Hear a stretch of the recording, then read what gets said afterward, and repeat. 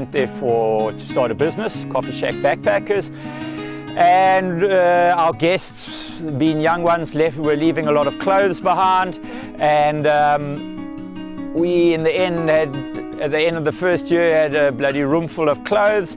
What are we going to do with this? We lived in a very poor community, and so we thought, well, let's distribute it amongst the community. And it all actually started there. We would go and distribute them to different little villages, or lullies as we call them, with a message that this is from tourism, tourists, and, you know, please look after them. Then it grew from there, and next thing we had a teacher from a school asking us to build a school for them. Happily, the government stepped in before we could raise that amount of money, but the contractors burnt all their desks and furniture. So we raised money to furnish a whole school, and basically it continued from there. The main challenge has always been actually resources, and particularly finance and skills. You can do anything if you've got money. Life's easy if you've got money. When you have no money, and that's probably a large part of the problems in the area we live in and the community we live in, is most people live below the poverty line, and life is very tough, and hence we try and help. The fundraising for us is the most difficult thing. We don't, for some reason, we're very good at doing on a budget. Maybe it's because where we are. For me personally, I'm only the chairman. I do spend a lot of time on it, but I have another job, my real job, and I'm the chairman of that. And that's Coffee Shack Backpackers. The community have a 30% shareholding in that. And that's my day-to-day life.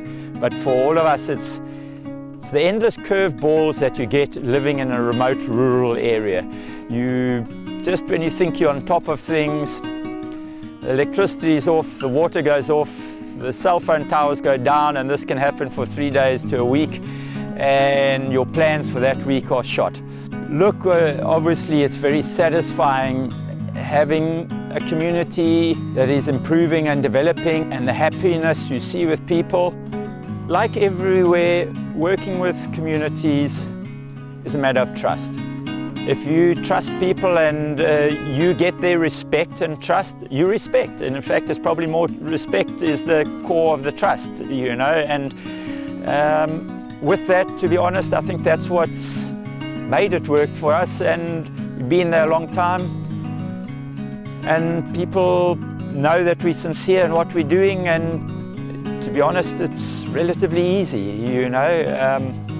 Ideally, we would like to see an expanded early childhood development program, an ECD program, and then expanding the ECD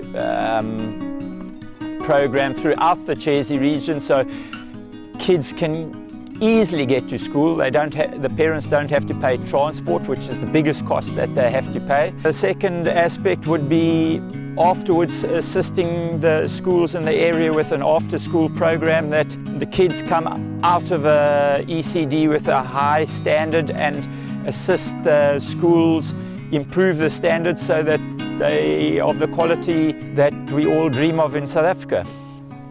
When we started this project, we had no idea. I'd been a professional surfer for 8 years, traveling around the world. You know, we're handing out clothes, doing what was right, doing what was fair. And in the end, jeez, it's had an amazing impact, and it's been a journey for me too.